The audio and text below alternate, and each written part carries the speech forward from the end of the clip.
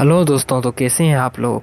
अब क्या है ना, मुझे बचपन से साइंस फिक्शन मूवीज बहुत ही ज़्यादा पसंद है और जब बात आती है टाइम ट्रेवल की तो मेरा ब्रेन क्यूरियोसिटी से बढ़ जाता है। यकीनन आपकी क्यूरियोसिटी का भी लेवल बहुत ही ज़्यादा होगा इस वर्ड को सुन के। टाइम ट्रेवल से आते हैं कई सवाल, लेकिन क्वेश्चन ये नहीं, सवाल तो ये है कि आपके ब्रेन में क्या आता है जब आप सुनते हैं टाइम मशीन या टाइम ट्रेवल का। बेशक आप में से कई लोग वक्त में पीछे जाना चाहते होंगे और कई लोग पास में बहुत ही ज्यादा पीछे जाकर डायनासोर्स को देखना चाहते होंगे, लेकिन ऐसे भी लोग हैं जो फ्यूचर में जाके फ्यूचर को देखना चाहते होंगे। आज की इस वीडियो में आप जानेंगे कि क्या टाइम ट्रेवल हो सकता है, आखिर टाइम ट्रेवल कैसे होगा और ये पॉसिबल है तो कैसे, और क्या है इसका रियल साइंस। चलिए इस वीडियो को जल्दी से शुरू करते हैं। यूँ तो प्रेजेंट में कोई टाइम मशीन नहीं है, अगर होती तो भी हमें पता नहीं चलता। हम इतने एडवांस होने के बावजूद आज भी हमारे पास वो टेक्नोलॉजी, वो रिसोर्सेज, वो मशीन्स नहीं है जिससे हम टाइम मशीन बना सके। यूँ तो टाइम ट्रेवल से कई थियरीज, बहुत सारे हाइपोथेसिस हैं, लेकिन आज मैं बात करूंगा 3 मेन हाइपोथेसिस पे जो कि ज्यादा प्रैक्टिकल है। पहली हाइपोथेसिस आती है एल्बर्ट आइंस्टाइन की दिए हुए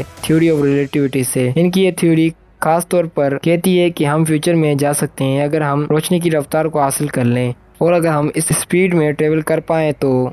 और ये इसलिए भी मुमकिन है क्योंकि स्पीड ऑफ लाइट से चलने वाले ह्यूमन के लिए हर चीज़ धीमी हो जाएगी, यानी यहाँ तक कि समय भी।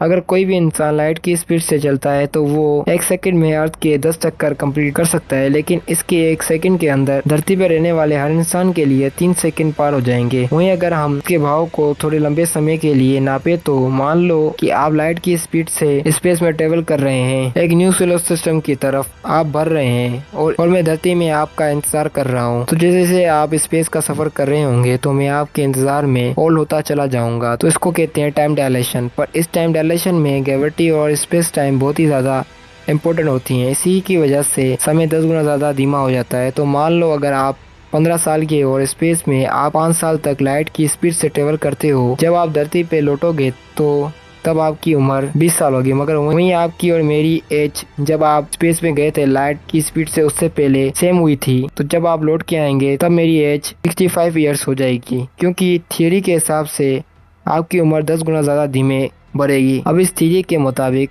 आप वक्त में आगे तो जा सकते हैं लेकिन समय में पीछे लौट के नहीं आ सकते, इसलिए हम दूसरी थ्योरी की तरफ बढ़ते हैं। दूसरी थ्योरी के हिसाब से लंबे समय तक बर्फ में जमे रहना। आपने तो कैप्टन अमेरिका तो देखी होगी। कैप्टन अमेरिका जो है वो लंबे वक्त तक बर्फ में जमे रहते हैं और जब वो जागते हैं तो 80 साल गुजर चुके होते हैं और साथ ही तब तक टेक्नोलॉजी भी एडवांस हो जाती है।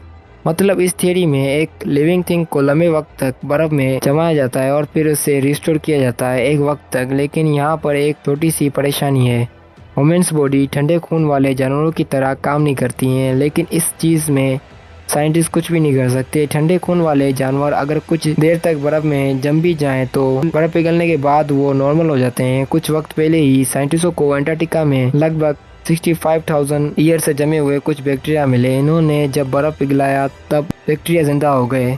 जितनी ये बात मिस्टीरियस है उतनी ही हॉरर भी, लेकिन हम ह्यूमंस खुद को फ्रीज नहीं कर सकते हैं, तो इसी वजह से ये दूसरी थ्योरी फिलहाल मुमकिन नहीं है। तो अब हम बढ़ते हैं अपनी लास्ट थ्योरी की तरफ जो है quantum physics. Quantum mechanic physics के जरिए टाइम ट्रेवल करना। बेसिकली क्वांटम फिजिक्स साइंस का वो हिस्सा है जिसमें हमारी धरती और इसके अंदर बाहर यहाँ तक कि स्पेस में पाए जाने वाले और एलिमेंट को एटॉमिक और कंपाउंड लेवल तक स्टडी किया जाता है, यानी physics in quantum level.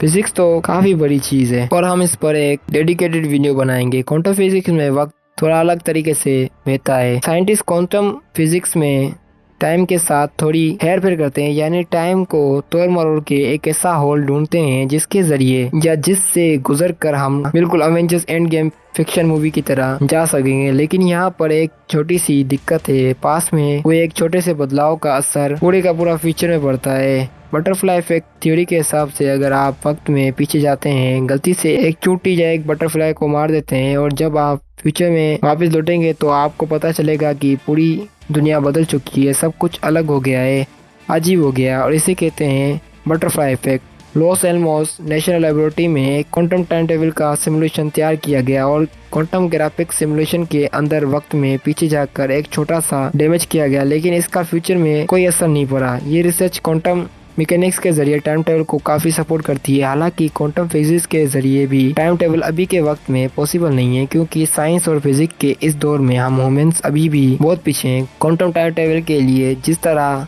Technology, machine या फिर किसी भी तरह की नॉलेज चाहिए वो अभी हमारे पास नहीं है और शायद क्वांटम मैकेनिक्स के जरिए हमें टाइम ट्रेवल करने में सदियां लग जाएंगी। अब सिर्फ क्वांटम मैकेनिक्स के अलावा भी टाइम ट्रेवल किया जा सकता है, जैसे कि black holes, white holes, warm holes, anti matter, dark energy, dark matter, 6 dimension, multiverse. इन सब पर भी ऐसी थियरीज हैं जो इनको टाइम ट्रेवल के लिए सपोर्ट करती है, जिन पर हम वक्त के साथ साथ एक्सप्लोर और डिस्कवरी वाली वीडियोस बनाएंगे। तो जानने के लिए जुड़े रहिए।